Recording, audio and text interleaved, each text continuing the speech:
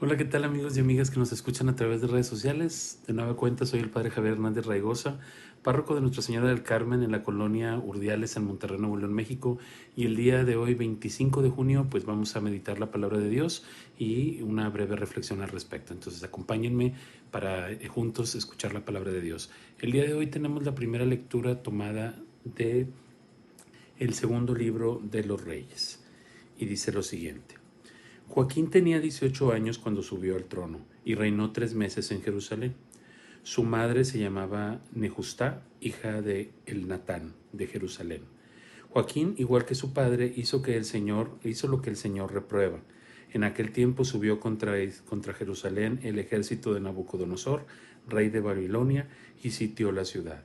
Nabucodonosor llegó a la ciudad mientras sus hombres la sitiaban.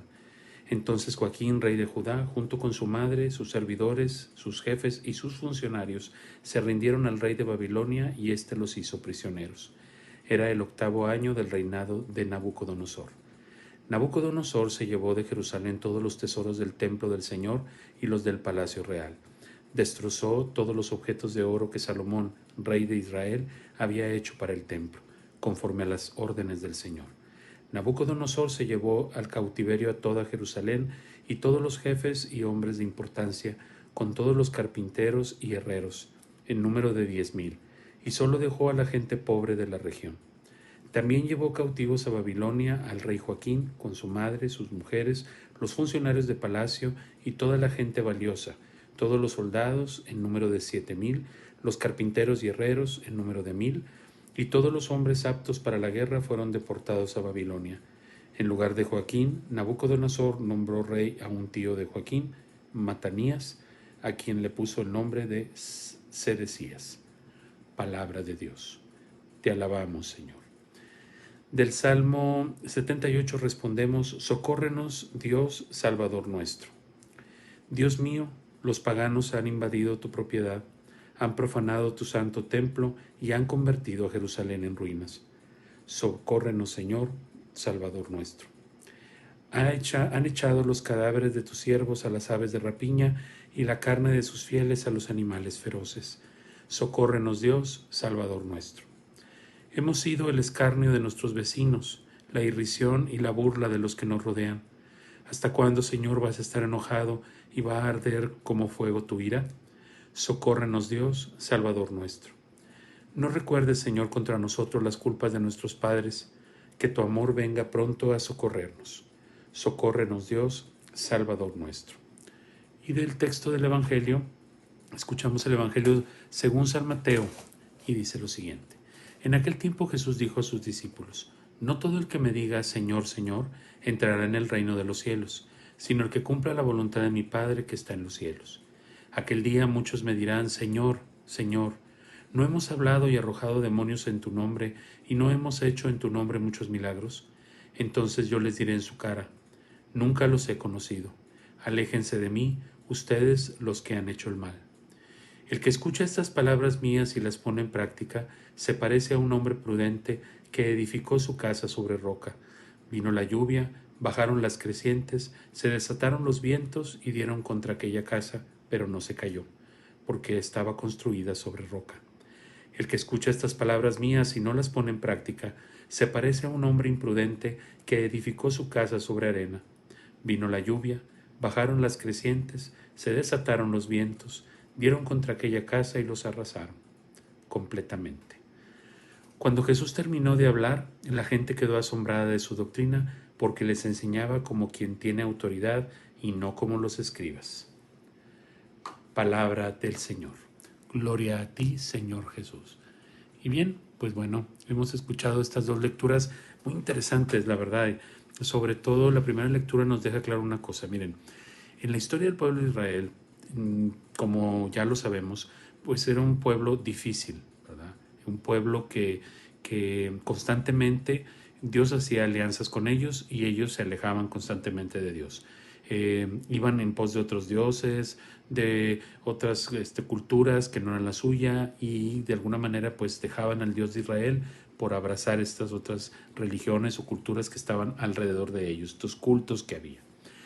Y entonces no se mantenían fieles al Señor. Entonces poco a poco, ¿sí?, fueron construyendo ellos pues su propia destrucción, ¿verdad? Hubo un tiempo en la historia del pueblo de Israel que el pueblo se dividió en el reino del norte y el reino del sur, y como hoy vimos, pues bueno, esta es la última parte donde el pueblo de Israel pues sucumbe ante Nabucodonosor, pero también tiene que ver el rey, ¿verdad? El rey que poco a poco fue alejándose y con él alejando al pueblo de Israel del verdadero Dios, pues que había dado todo por ellos y que les había dado todo, o sea, todo lo que ellos tenían, ese esplendor que tenía el templo de Salomón y sobre todo Jerusalén, que era la capital, pues digamos, de todo este reino hermosísimo, pues resulta que poco a poco se fueron alejando de Dios y terminó con esta conquista de rey Nabucodonosor. Y entonces vemos pues toda esta idea, cómo se va desconstruyendo el pueblo de Israel, y al final pues quedan separados, divididos y como esclavos, expulsados de la tierra que habían recibido de parte de Dios, y sin embargo pues ellos la van dejando, se van alejando de Dios y al final entregan todo. Me llama mucho la atención porque yo creo que a veces en nuestra vida cotidiana, de repente, mantenernos delante de Dios o con Dios, pues sí, a veces es difícil y se nos puede olvidar, porque a veces nos deslumbran otras cosas, nos deslumbran todo lo que tenemos y nos olvidamos de dónde lo recibimos. A veces también nosotros de repente vamos en pos de otros dioses, como puede ser el dinero, el placer, el poder, tantas cosas que luego de repente pareciera como que eso nos da la felicidad y que nos sentimos muy contentos, y en la verdad vamos poco a poco alejándonos de Dios, de tal manera que cuando menos nos demos cuenta vamos a estar entregándole todo a esos dioses y alejándonos completamente de Él, y nos vamos a convertir en esclavos de esos dioses. Entonces tenemos que tener mucho cuidado de no olvidar. El tener memoria es una cosa muy importante en la historia de nuestra salvación. El saber de dónde venimos, de quién hemos recibido todo y hacia dónde vamos. Y bueno, yo creo que se complementa muchísimo la lectura del Evangelio también con esta idea, porque si nosotros permanecemos fieles, si nosotros permanecemos agarrados de la mano del Señor y lo ponemos a Él como el centro de nuestra vida, vamos a ser como este hombre prudente que edificó su casa sobre la roca, y aunque vinieron todos los problemas, aunque vinieron todas las tormentas, pues Él se mantuvo firme en esa roca, que para nosotros, interpretado en el tiempo moderno, pues es precisamente esa roca, es Cristo. Si nosotros realmente dejamos que Cristo sea nuestra roca de salvación y le entregamos toda nuestra vida, pues definitivamente va a ser muy difícil que nosotros caigamos en los engaños que nos da a veces pues la sociedad en que vivimos, la estructura en la que estamos ahora viviendo, que va siendo más complicado a veces ser cristiano. ¿Por qué?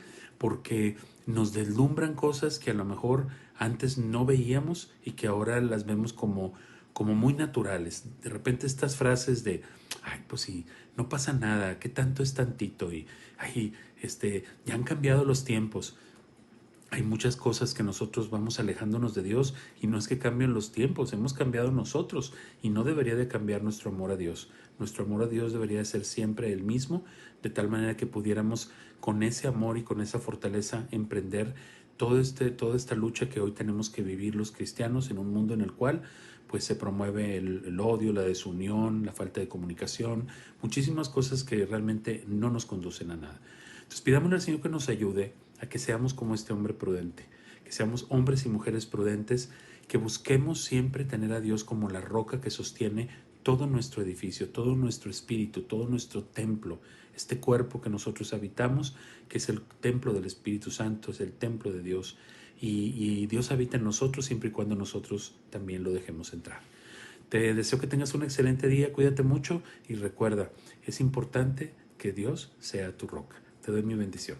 Que la bendición de Dios Todopoderoso, Padre, Hijo y Espíritu Santo, descienda sobre ti, tu familia y permanezca para siempre. Cuídense mucho. Chao. Bye.